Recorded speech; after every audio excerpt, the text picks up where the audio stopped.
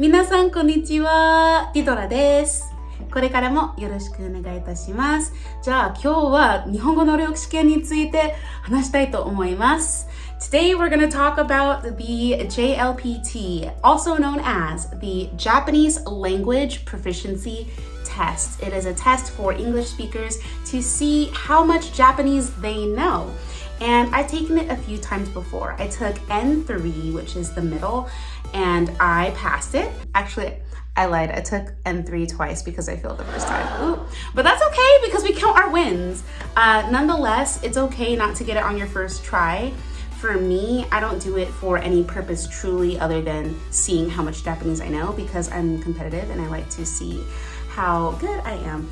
And I actually really benefited from having a structured way to study because each JLPT test is split into various sections, and you can usually buy textbooks for each section at wherever textbooks are sold, also at bookstores. So it's something that I'm quite familiar with.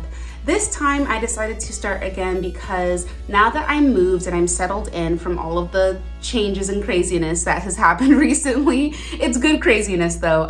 If you don't know, then go ahead and check out my life update video that I posted probably right before this one. And you'll learn about that. But now that I'm settled in, I am thinking about what's my next goal, what's my next little mokyo that I am looking towards in the future.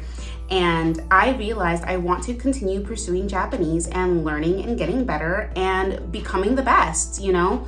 I want to be the very best that no one ever was. Cue the Pokemon theme song because I'm not new to this, I'm true to this. And if you have been here for a while, then you know that. So we're right here. But nonetheless, I will be taking the test in December. I am very excited but very nervous because reading is not my strength. She's low-key illiterate in Japanese. She can speak like she knows, but she reads like she doesn't. And you know, it's okay to focus on your weaknesses and try to get stronger because everyone starts somewhere, and I hope that it's inspiring to some of you to hear that, like, I don't think I'm the number one at speaking Japanese. There's definitely people who I admire and who I want to grow to be like. So it's okay if you're starting even from zero and you know nothing. Everyone starts somewhere. And yeah, hopefully that's inspiring to you. So the way that I have been studying, honestly, I don't really have a plan. Ooh, Dedra, what? Yes, I'm still figuring out how I'm gonna tackle this. I've looked into classes. I do own a few textbooks. A big textbook I own right now is Tobira, which is the Gateway to Advanced Japanese. I've gotten about halfway through that book just through my previous advanced Japanese courses, but there's also a few like Matome brand textbooks that you probably see with the red and white. Those are very popular as well. And there's other ways to study too. So, 今はちょっと真横ですが、これからも頑張ります。I'm a little lost, but I'm gonna do my best. That's all we can do, right? So hopefully me having you as my accountability buddy, yes, you and me watching this video, hopefully we can keep each other motivated.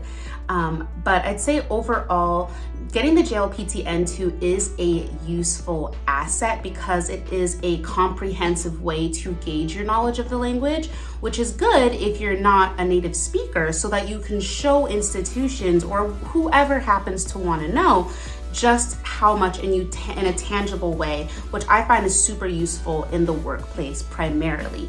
Usually for Japan-based workspaces, a JLPT level N2 is the lowest acceptable.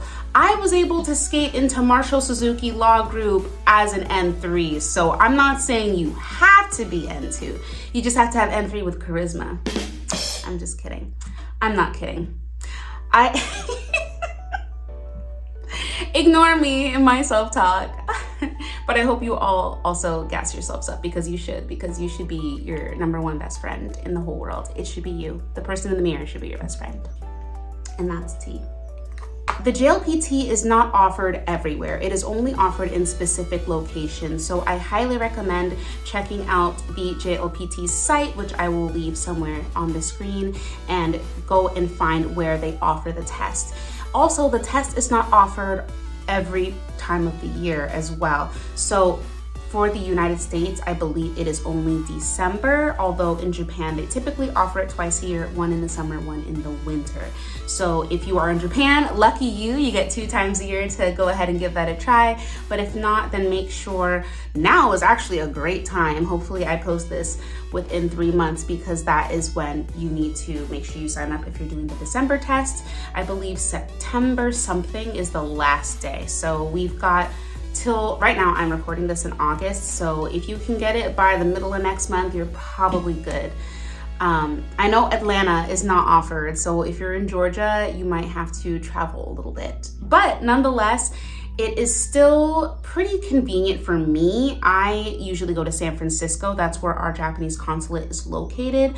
So that's where I was traveling to go and take my test, but I'm not sure where you'll be going. So I'd say just go ahead and check I think it's the American Association of Japanese something. Should probably look that up before I started this video, but that's okay.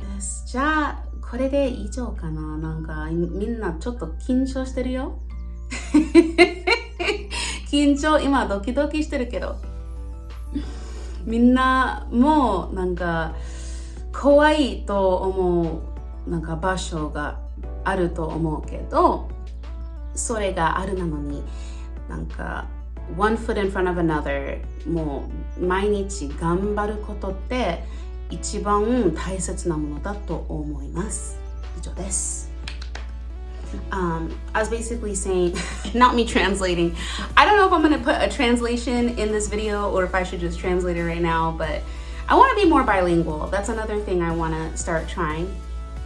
But essentially, it's okay to feel nervous about taking this test. The stakes are high, and I have failed, and I have cried a little bit about it. So it's okay to feel the pressure, but just know that you always have another chance. And they're gonna be offering this test indefinitely, so you can make it a mission that your New Year's resolution every year is to take the test in December, because that's literally how it was for me. It was a goal I wanted to accomplish in my life, and now I'm finally getting my shot. I am registered for December 6th, which is the first Sunday in December, to take my JLPT N2, and I am studying like I'm gonna pass. The main way I've been practicing is with the Bunpo app, so if you're not familiar, I'll probably leave an icon or some kind of symbol here, and essentially it focuses on grammar, so you learn all of the grammar points that will be included in the test. However, that does not include kanji. There are a few listening exercises, but you need to purchase Plus to access all of the chapters. So I highly recommend, if you're committed and you know that you're willing to spend money to get your study materials, then I highly recommend the Bunpo app. This is not sponsored, by the way. I'm just sharing what I do. As far as what to study and how much, I recommend utilizing AI. I literally have a study calendar as far as how many days and how many hours I'll be studying, and just keeping track of your progress and checking off boxes and reviewing as you go. Finish up your studying about a month before so that you have at least a month to just review, because chances are you're going to be learning a lot of material. I know I'm going to have a lot, especially kanji, and kanji and I are like mortal enemies. Oh man, literally, I remember when I lived in Japan, whenever I'd come across the kanji of perhaps a train station I couldn't read, I would just put on my innocent lost gaijin act and be like, すみません、この漢字はどうやって読みますか? And they're like, oh, 新宿ですよ。アメリカ人ですか? And then you continue. But it's beautiful. But you can't do that on the test. I can't be like, excuse me, test examiner, how do you read this? Not gonna fly.